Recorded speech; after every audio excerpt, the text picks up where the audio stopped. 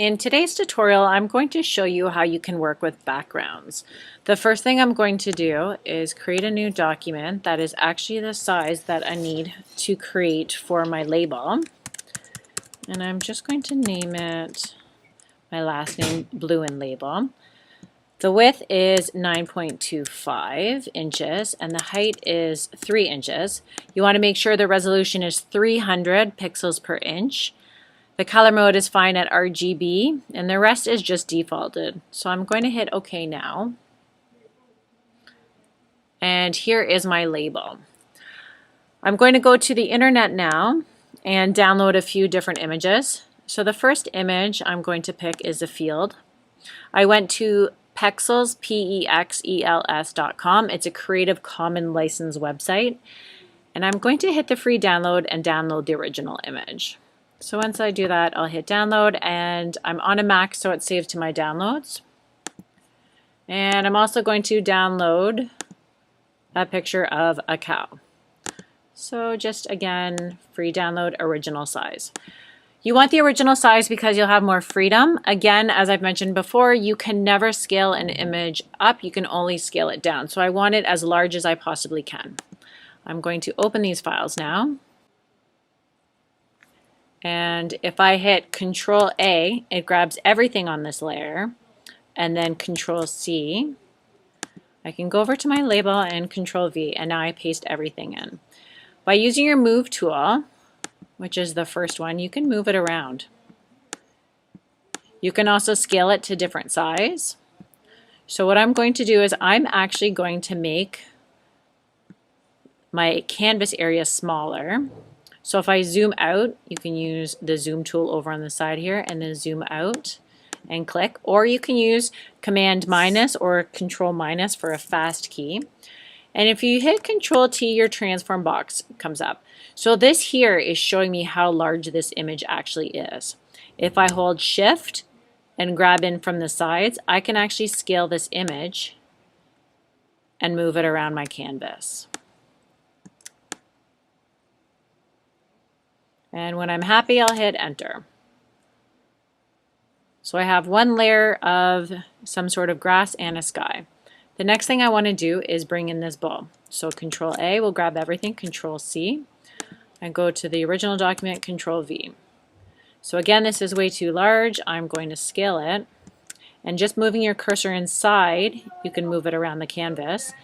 Then I'm going to hit enter. Just like you learned in the last tutorial how to use masking, I'm going to put a mask on this. And the first thing actually I want to name my layers so I don't get mixed up.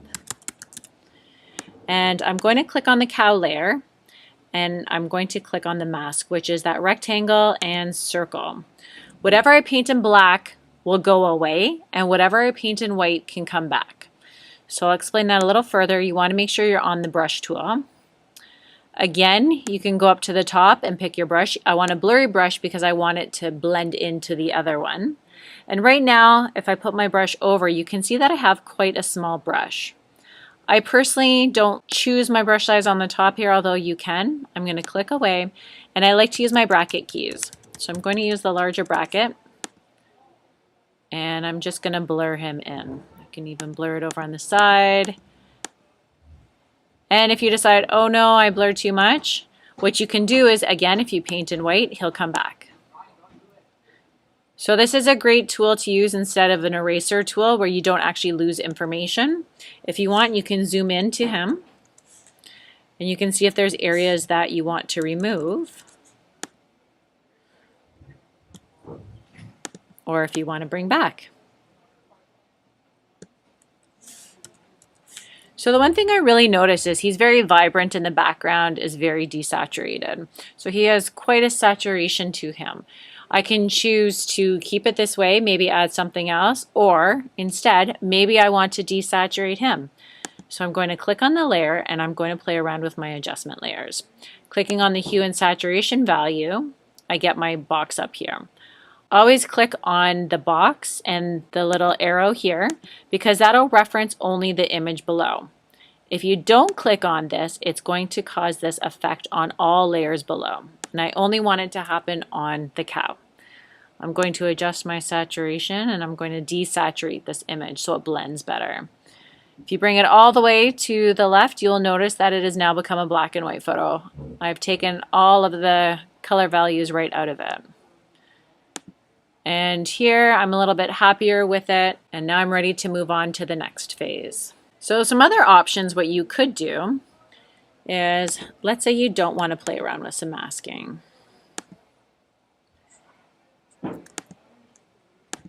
Okay, I'm going to show you a different technique. So I'm going to lay the two images over top of each other. And you can play around with the different values here. Darken, multiply, overlay. And let's say that you do want to have that muted look in the background, but you're noticing that the edges are quite harsh. What you could do, again, is put that layer mask back on and paint in black. And I'm just going to increase my brush size. And you can have it blend better.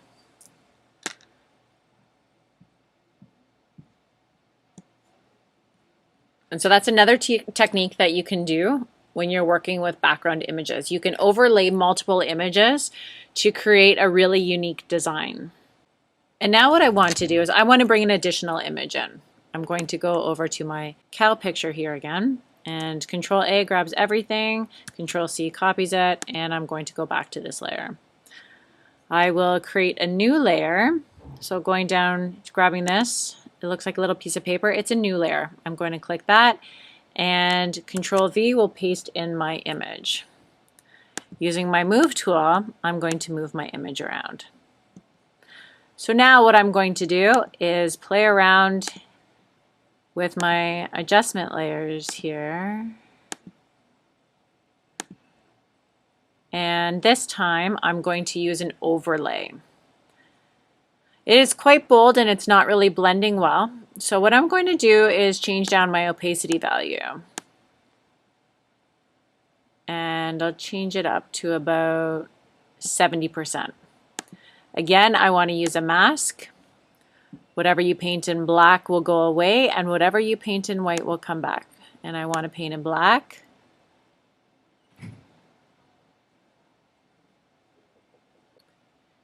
And here you have quite a muted background. You can see that there are two cows, one in the far pasture and one a little bit closer. This would be a great background to put a strong logo in front or to slightly to the side there. If you wanted to have it show a little bit more, you can go back to this layer and change your opacity values and bring it up.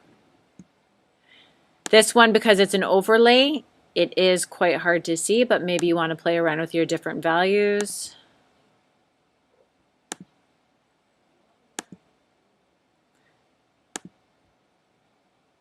You can just play around with them.